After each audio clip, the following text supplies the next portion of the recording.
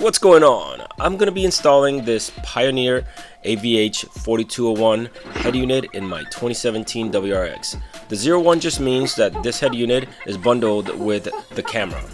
The actual stereo inside is a Pioneer AVH-4200 NEX.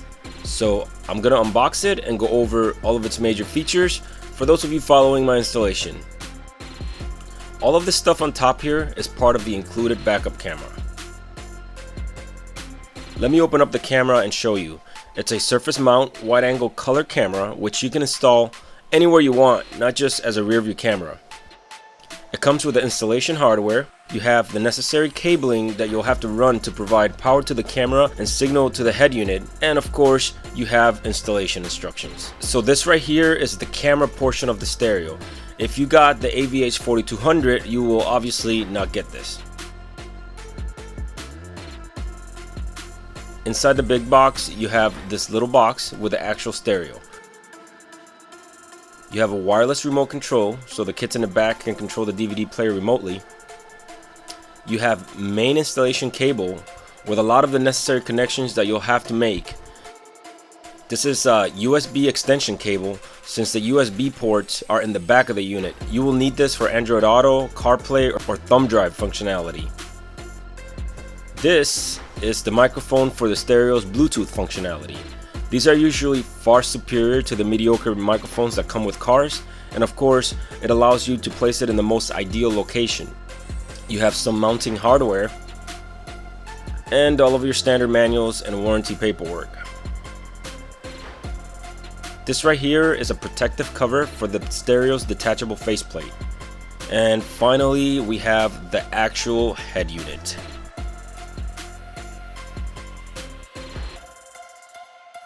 So here it is, everything that comes inside the AVH-4200 box. Okay, so let's take a closer look at the faceplate of the stereo. It has a 7-inch screen, which personally for me is more than adequate for where the stereo is going to be placed, especially in a small car. The reason why I chose this particular unit, aside from all of the features, and there's a lot of good features that it has, but I like how simple the interface is. So it just has these rows of buttons down here, and that's it. I didn't want any big knobs. I didn't want anything tacky. For me personally, it was between this 4200 and the 2330, and they both have very similar buttons on the bottom like this. This is a professional model, so it has more features, and it has things that I'll go over that I need. You can detach this faceplate. There's a little button right here. You can see it right there. We could slide that over and pop it out. So this whole bracket right here moves whenever the eject button is activated. So that's why you can't see the back right here, but you can kind of see where the DVD would go back there. Okay, let's look at the back. So right here, that one right there is your antenna jack.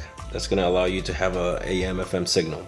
Right above it right there, that's the Bluetooth microphone adapter. That's where you plug that into right there. We'll go over these in a sec.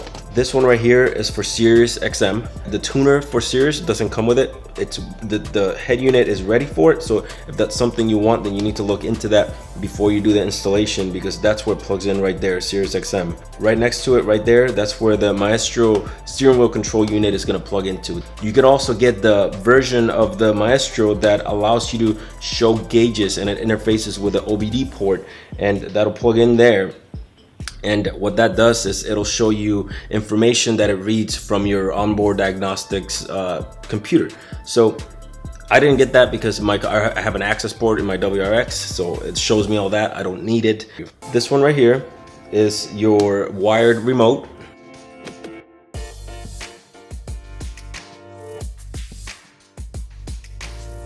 That one right there is obviously your main cable branch. That yellow one right there, that's for a navigation system. That doesn't come with it, right? It doesn't come with a navigation system. So if you wanted to get the navigation system, you'd have to get it separately, and it plugs into that yellow plug right there. One of the reasons why I got this particular stereo is because it has Android Auto. So obviously I'm already gonna have navigation via Android Auto, so I don't need built-in navigation. But for those of you who are interested, it's there. One great thing about this unit that I really like is that it has separate subwoofer outputs. So these two right here on the bottom, that's subwoofer outputs, and that's great, because normally you have to use these, right? These right here are full channel outputs, right? This is your rear output and this is your front output. They're full signal, and you usually would plug in these preamps to your amplifier and you would have the amplifier do all of the processing. But this particular unit has a dedicated subwoofer output, and what this means is that we're going to be able to control the output from the head unit itself. So we can add a low pass filter to it if we want. We could turn it up and down as we please without needing a remote punch control in your amplifier. If you want to do that, that's great that it has that. I need that feature because I have an external amplifier and a sub in my car, so that's going to really come in handy when I'm tuning my system. Okay, so you can see right there, there's two USB ports. That's how we're going to be plugging in our Android phones and our thumb drives through there. There's two ports. That right there, that's your auxiliary in. Personally, I'm going to have an extension going from that auxiliary port right there to the auxiliary plug in my car. That way I can retain that auxiliary port in my car and it's not just a dead port in there. But if you don't have that, you can just plug in any old auxiliary cable extension and place it anywhere you want inside of your car, wherever it's going to be most convenient for you. That RCA jack right there, that's going to be for your backup camera. Right next to it right there, that's your video out. So if you want to have an external display, another display somewhere else in the car, you can plug it in from there, that video out right there. And the audio out is going to be this little port right here. So you're going to need to get an adapter, obviously, to split that into RCA jacks. Right above it up here is an HDMI port. You can plug in anything that you want with an HDMI cable to that port right there. And finally, these three right here are inputs. These are inputs right here. There's another input. So you have your HDMI that I just showed you, and you also have just a regular RCA input. That's your video input, and this is the audio input for that. So that's what these are for. So that's all of the connections in the back. I'm zoomed in here to the bottom just to show you what all these things are. These are the files that it plays. So you have your music codecs that it'll decode, and it has all your basic stuff, right? And it has FLAC, which is important, which is one of the reasons why I went with this head unit. And most of them play FLAC nowadays, to be fair.